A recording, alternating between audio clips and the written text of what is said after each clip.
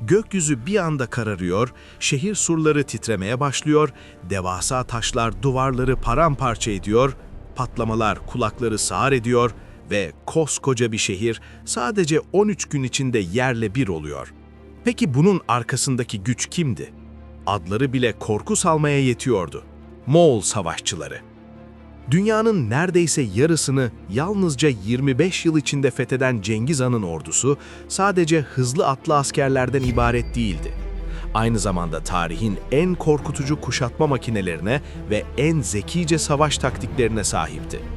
Kilometrelerce uzağa dev taşlar fırlatan tribuşetler, erken dönem barutlu patlayıcılar olan Thunder Crash bomblar, düşmanı tuzağa çekmek için uygulanan sahte geri çekilme taktiği ve psikolojik savaşın sert yöntemleri hepsi tek bir amaç için kullanıldı. Şehirleri hızla düşürmek ve düşmana korku salmak. Hazırsanız başlıyoruz. Moğol İmparatorluğu tarihin en büyük kara imparatorluğuydu. 1206'da Cengiz Han kabileleri birleştirdiğinde başlayan yükseliş, 1279'da Kubilay Han'ın Song Çin'ini tamamen ele geçirmesiyle zirveye ulaştı. Avrupa'dan Pasifik'e, Orta Asya'dan Orta Doğu'ya uzanan dev bir güç ortaya çıktı. Bu başarının sırrı neydi? Sadece cesur atlı okçular değil, disiplin, istihbarat, psikolojik harp ve en önemlisi kuşatma teknolojisi.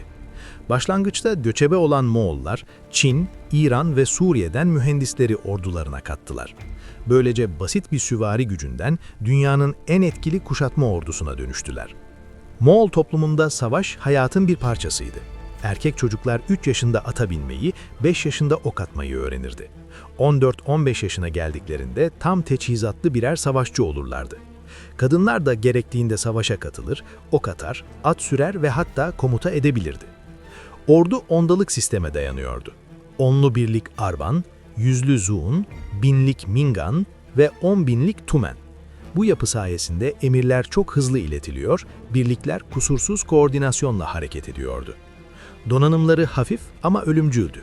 Boynuz ve ahşaptan yapılan kompozit yay 300-400 metre menzile ulaşabiliyor, bir atlı dakikada 10-12 ok atabiliyordu. Avrupa şövalyelerinin ağır zırhlarına karşılık Moğollar deri ve metalden yapılan hafif lameller zırh kullanıyordu. Kısa kılıç, kiliş, mızrak, topuz ve kement taşıyorlardı. Kementle düşmanı atından indirip esir almak yaygın bir yöntemdi. Beslenmeleri de dayanıklılıklarını arttırıyordu. Borts adı verilen kurutulmuş et, süt ürünleri ve gerektiğinde at kanı. Bir asker günlerce susuz ilerleyebilir, eksi 40 derecede kar fırtınasında da artı 40 derecede çölde de savaşabilirdi. Avrupa orduları ağır zırhlarla yorulurken Moğollar saatlerce at koşturup ok yağdırabiliyordu. Bu yüzden düşmanları onlara gökten inen şeytanlar diyordu. Taktikleri ise modern Blitzkrieg'in atası sayılabilir. Hız, hareket ve sürpriz. En ünlü yöntemleri sahte geri çekilme taktiğiydi. Kaçıyormuş gibi yaparak düşmanı peşlerinden sürükler, günlerce yorar, sonra ani bir dönüşle kuşatıp imha ederlerdi. Disiplinleri sayesinde panik yapmaz, planı kusursuz uygularlardı. Psikolojik harp da en az silahlar kadar etkiliydi. Teslim olmayan şehirlere ibretlik cezalar uygulanır, hayatta kalanlar diğer şehirlere gönderilerek korku yayılırdı. Birçok şehir bu yüzden savaşmadan kapılarını açtı. Karaş adı verilen yöntemde ise esirler ön saflara sürülerek insan kalkanı yapılırdı. Etik dışı ama etkiliydi. Savunmacılar kendi halkına zarar vermek istemiyordu. Moğollar sinyal sisteminde de ustaydı. Gündüz bayrak ve duman, gece meşale ve borular kullanılıyordu. Gece saldırıları bile düzenleyebiliyorlardı. Başlangıçta kuşatma tekniklerini bilmiyorlardı. Ancak Çinli ve İranlı mühendisleri ordularına kattıktan sonra bu alanda ustalaştılar. Kuşatma makineleri sökülüp taşınabiliyor, saatler içinde yeniden kurulabiliyordu. Karşı ağırlıklı trebüşeler yüzlerce kiloluk taşı yüzlerce metre uzağa fırlatabiliyordu.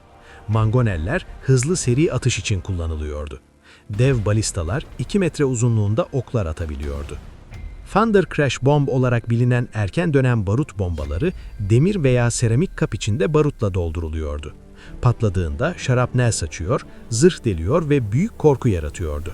Moğollar bu teknolojiyi Çin'den öğrenip geliştirdi. Ateş okları, yangın bombaları, tünel kazma teknikleri ve hatta nehirlerin yönünü değiştirerek şehirleri susuz bırakma gibi yöntemler de kullanıldı. Böylece aylar süren kuşatmalar haftalara indi. Kaifeng'de 1232 yılında barut bombaları kullanıldı. Xiangyang kuşatması 1268-1273 arasında sürdü ve dev trebüşelerle sonuçlandı.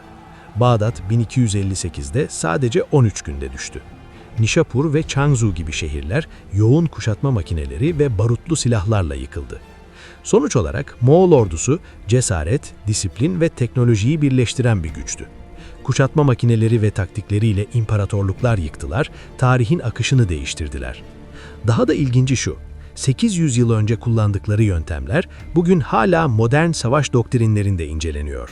Hızlı manevra, derin taarruz, koordinasyon ve psikolojik harp. Modern orduların temel prensipleri büyük ölçüde Moğolların mükemmelleştirdiği sistemlere dayanıyor. Moğol mirası yalnızca tarih kitaplarında değil, günümüz askeri stratejilerinde de yaşıyor. Onlar sayesinde savaş yalnızca güç değil, zeka, hız ve adaptasyon meselesine dönüştü. Videoyu beğendiyseniz yorum yapmayı ve kanala abone olmayı unutmayın. Görüşmek üzere.